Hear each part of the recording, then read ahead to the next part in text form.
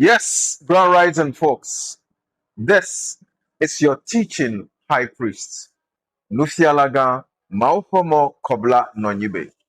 Well, tonight we are going to do a special presentation, and this presentation I'm going to advise especially our Christian brothers and sisters to take emotions out of this and listen to this presentation, because this research that I've done, I have to break it down to uncover, to expose the Eurocentric lies that have been told for centuries.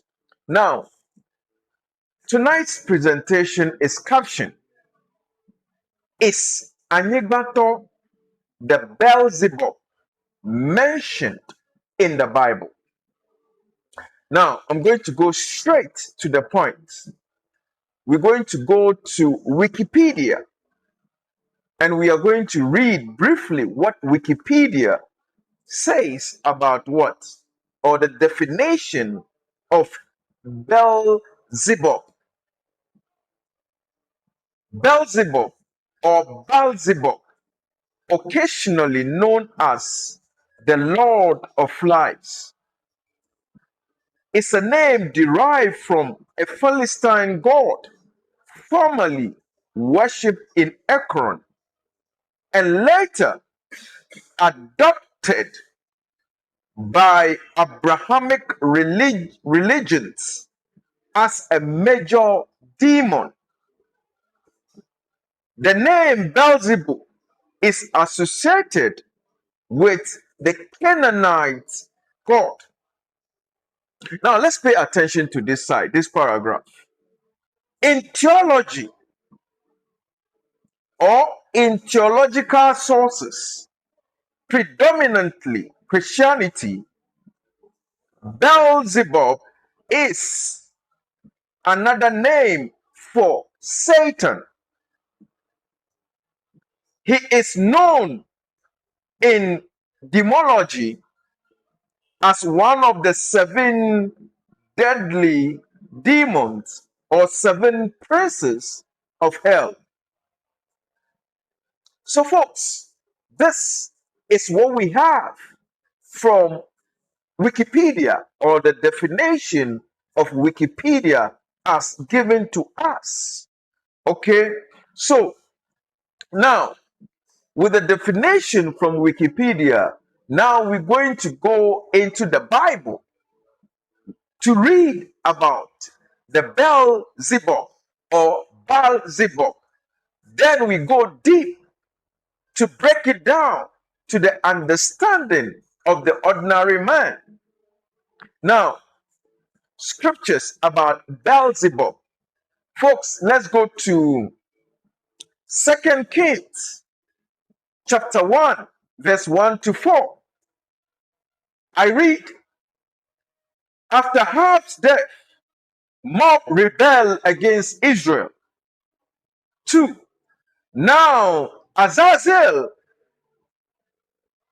had fallen through the lattice of his upper room in Samaria and injured himself.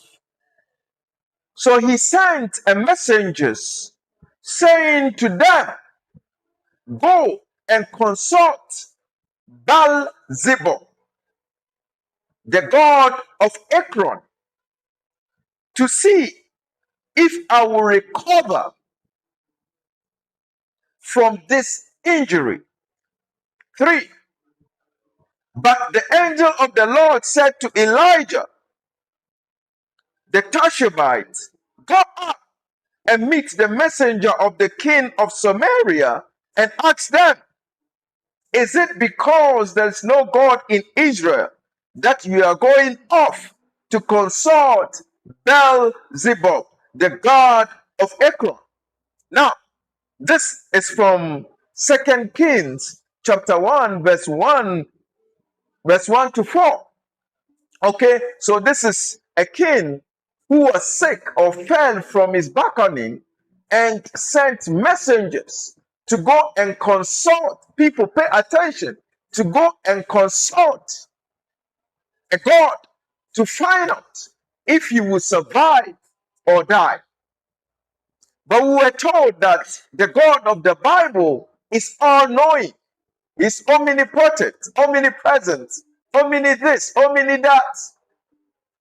So why must they go to consult a God to find out if he will recover from his sickness?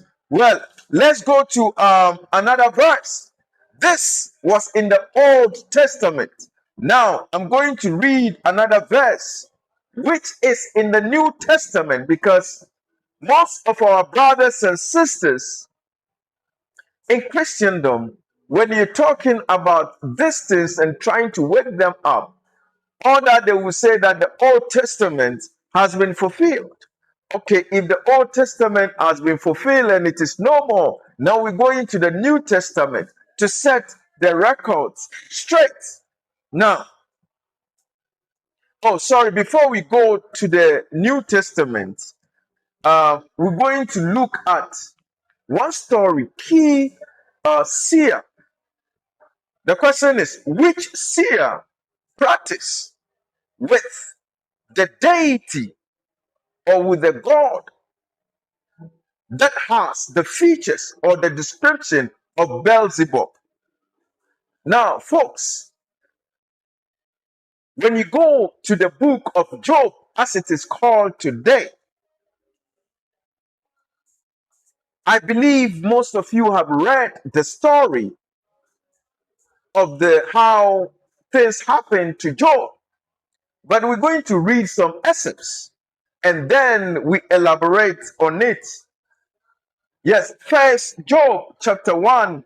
You can read chapter 1 to 22, but I'm going to summarize it so that we all so that we will not waste time. 1.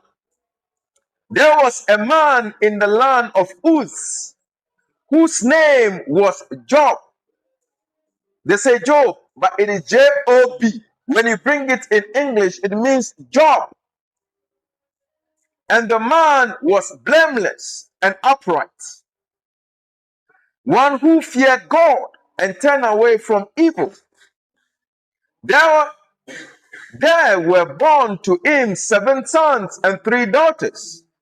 He possessed 7,000 sheep, 3,000 camels, 500 yokes of oxen, 500 female donkeys, and many, many servants.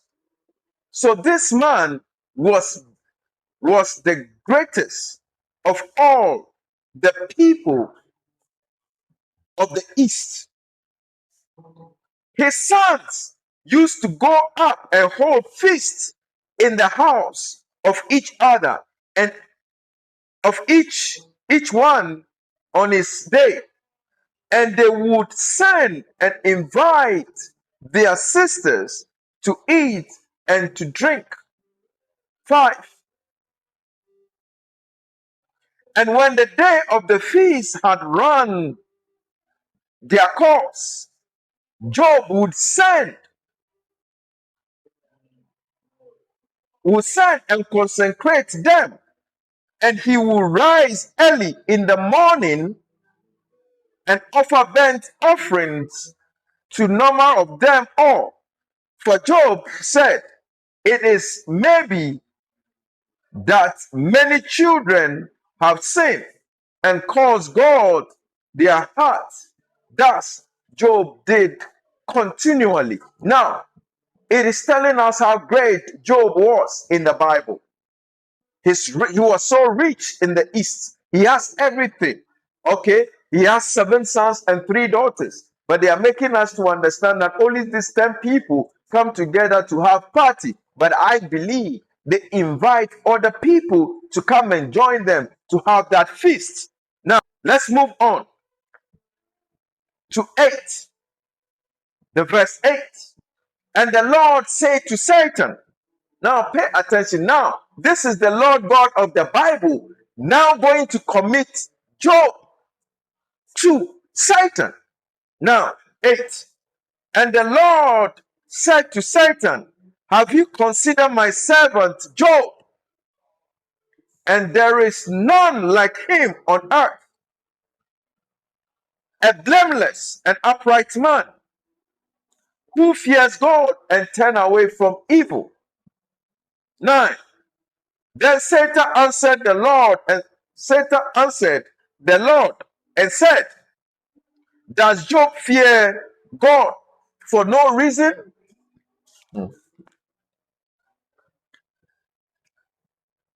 Now, you can see in this verse also, it was the God of the Bible who was having a conversation in code with Satan, and then sold Job to Satan to be destroyed or to be tempted. Now, why do you go to church? Why do you read the Bible? Because the God of the Bible wants you to be upright, right? Now, Job was an upright man, a blameless man, and yet the same God of the Bible had a conversation with Satan and then handed Job over to be tested according to the Bible.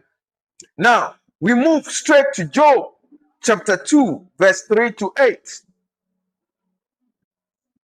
I think that is what I've just read. Now, folks, what am I trying to say? You see, the European archaeologists, the European scientists, the European historians have succeeded in creating a fabricated lies, created names that when you read the Bible, you think those things that happened in the ancient past never existed today. Those that practice words never existed. But we're going to break it down. Okay? We're going to break down everything so that we understand what actually took place with Job in the Bible and the deity, the God that Job practiced with. I keep telling you that there are different gods or deities in the Bible that each prophet, each seer practiced with. But when it comes to Job, the deity he practiced with, the European historians, the European archaeologists, the European Bible scholars have described that deity as what? Beelzebub or Beelzebub. But the question is, who is or who was Beelzebub? Was there a deity or a god with such name? Or the European archaeologists corrupted the name and gave you a name that will cause you nuts. Even when you make your own research, will not make sense to you. Now, let's come home. Now we are going to decode what the Beelzebub or Beelzebub is. And we're going to use the ever cosmology to break down this knowledge system for you in order for you to understand. For hundreds and thousands of years, we have been misled to see our supreme deities or our supreme gods as evil, as demonic. Now, let's go to Job. They told us that the book of Job, and the Job is spelled J-O-B. Folks, when you go to the dictionary or you go to Wikipedia and you when you go to the Wikipedia or Google to find the meaning of J-O-B, it means what? A piece of job. J-O-B means job and nothing else. Now, folks, that ancient seer who have been nicknamed as Job. The etymology of his name is Dzobo, not Job. When you come to the ever spiritual knowledge system, he was known as Dzobo. Now, Dzobo was a priest of a god we call in the ever cosmology as what? Anyigbatɔ. So Job practiced with the god or with the deity called Anyigbatɔ, which the European archeologists, which the European historians, which the European Bible historian have corrupted as Beelzebub or Beelzebub. Right? So let's go on. In our spiritual knowledge systems, in the ancient time or in the spiritual realm, before everything manifested on earth, Anyigbatɔ, a.k.a. Beelzebub, was known as what? Dzobokuto. Yes. So when it manifested itself on earth, our ancient fathers, how great and powerful this energy is, or this God is, our ancient fathers have given it different names. Anyigbatɔ, Togbi Aholu. Now, there's a name called Sakpate. The Sakpate have been a name that they've given to Anyigbatɔ, which has been corrupted as Beelzebub or Beelzebub. Folks, yes, which has been corrupted.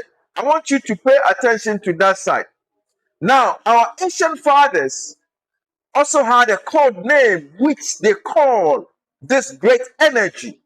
They call it Togbi Sakpate or Sakpate Voodoo.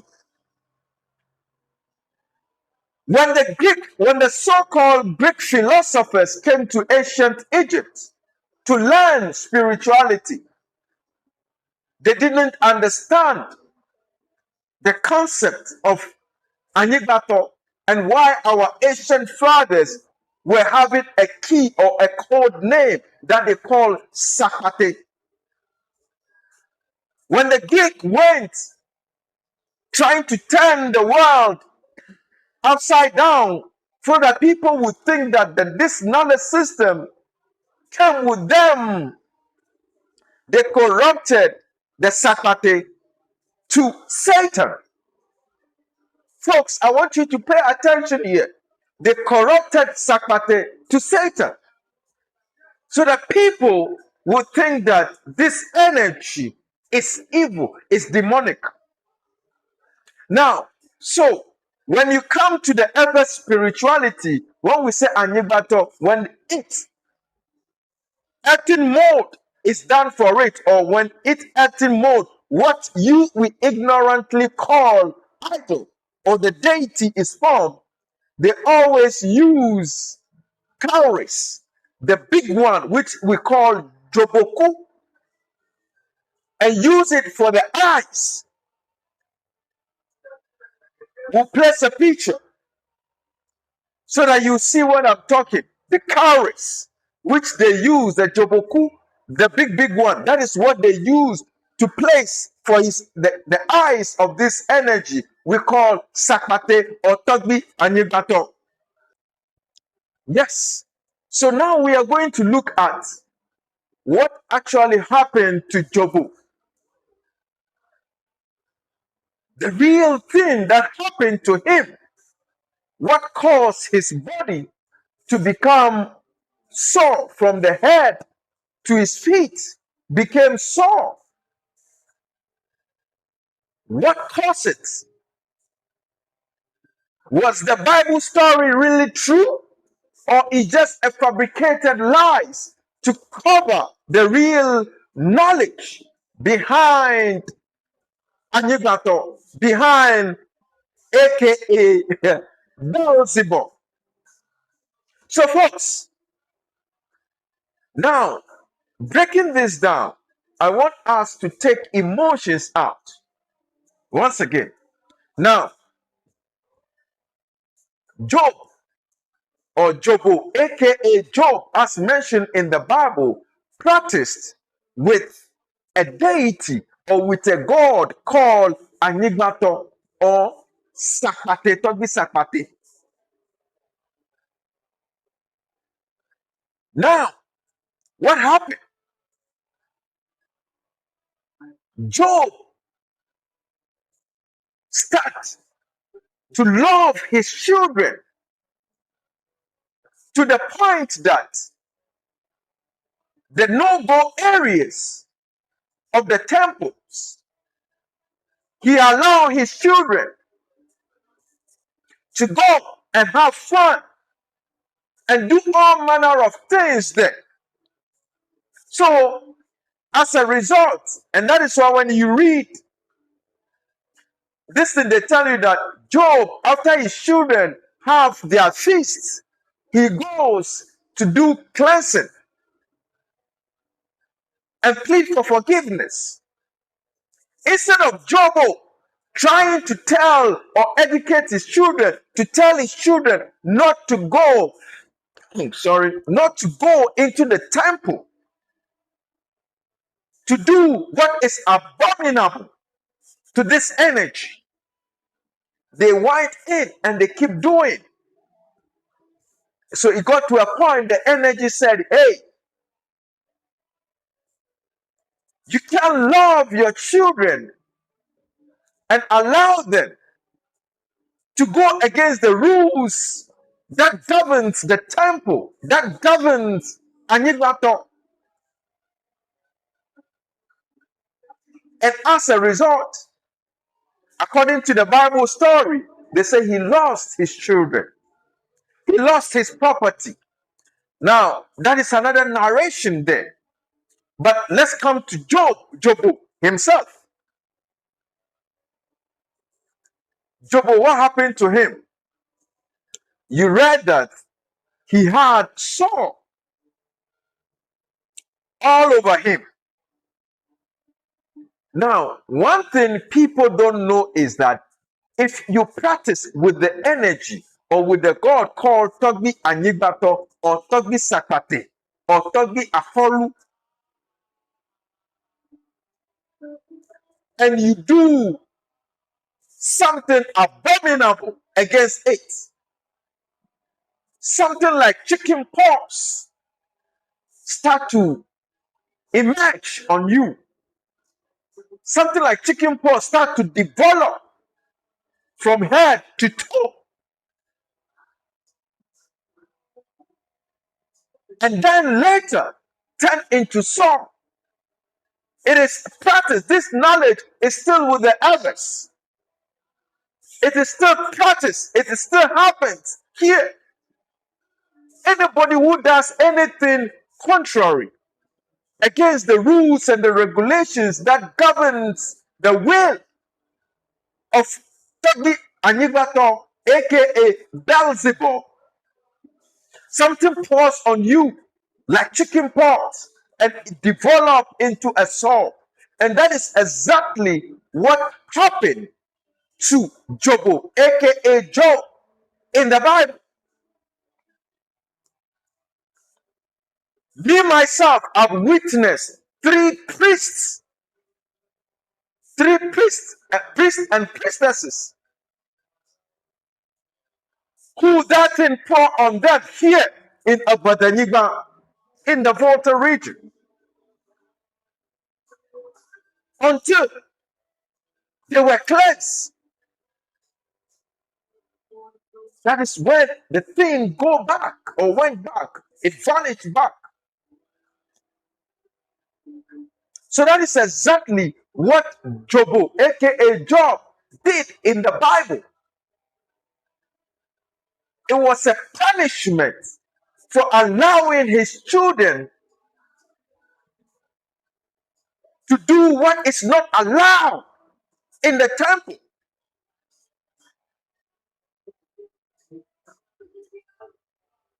Right? So, Anyigbatɔ, a.k.a. Beelzebub, in the Bible, which they told us is the god of the Ekron, have been with the others from, we are the priesthood nation, and this have been with us for millions of years. You understand? And we're going to go. Now, there is another secret that I will share with you. Now, when you read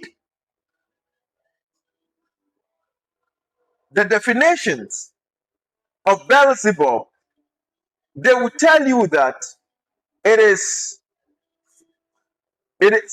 also called, or he is also described as what?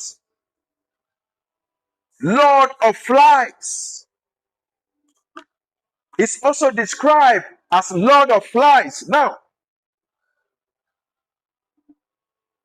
let me read this.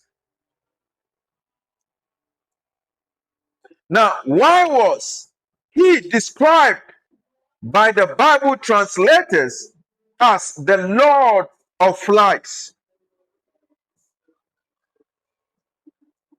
Now, in the post-biblical Judaism and in Christianity, however, Satan became known as what? The prince of devils or demons,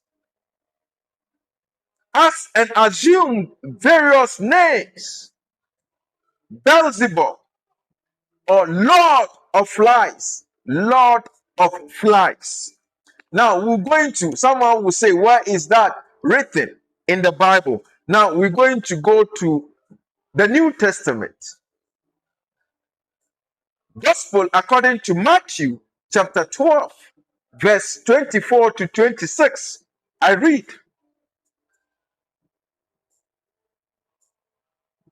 But when the Pharisees heard this, they said, it is only by Beelzebub, the prince of demons, that this fellow drives out demons. 25.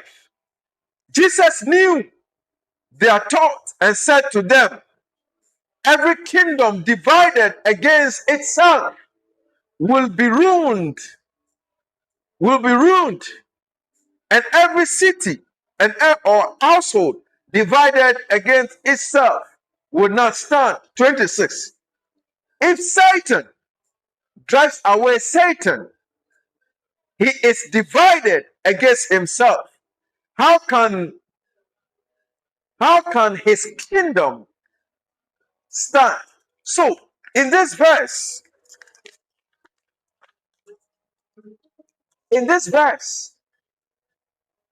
some of them were saying that Yesu Christ, which have been corrupted as Jesus, there's no character that have existed or walked on the face of this planet with the name Jesus Christ.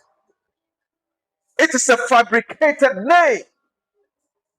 So you were saying that I used to use the power of Beelzebub to cure or to drive away demons. And he was saying that how can demons drive away demons? He spoke in parable, but they couldn't understand. What he's trying to say is that Dzobo, a.k.a. Job in the Bible, practiced with Anyigbatɔ, a.k.a. Beelzebub. Now, ask me what happened to him.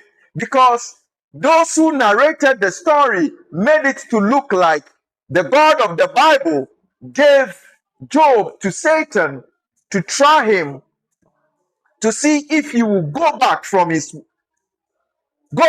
practicing with him. But that is not the real story.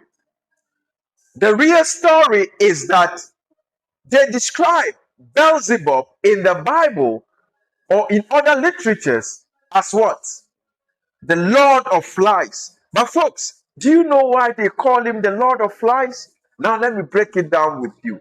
Now, when Beelzebub or Anyigbatɔ, Sakpate comes out in his form, he's moved and is accompanied by a lot or army of flies.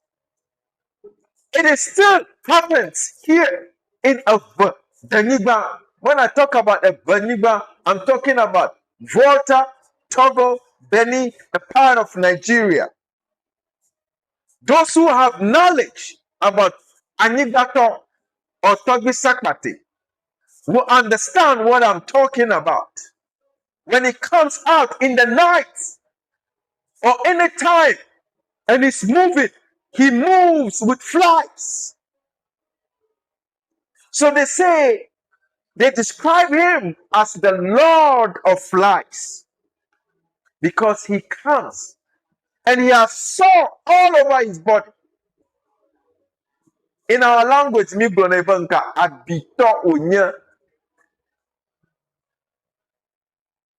so folks, to sum this up,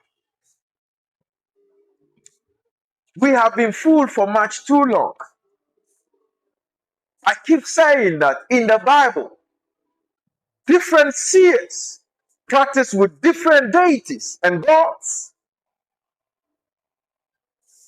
Our knowledge system as others, as black people, has been corrupted so that when you do your own research, the fabricated names that have been puzzled, that have been packaged for us, when you read and with your research, it will not make sense for you. So we'll just be moving around the puzzle. But with the mythical communication within, we are going to reveal what has been hidden from the true people.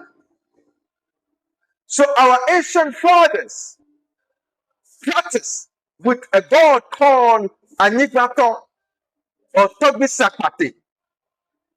This god is what the European scholars, archeologists have corrupted as what? Beelzebub or Beelzebub. Folks, we are living in an era where knowledge is being revealed. Let's stop being religious and do more research on our own. We are the priesthood nation of the universe, and we are going to decode the lies and present the truth to our people. My name is Nufialaga Maufomo Koblano Nyibe, your teaching high priest. One love.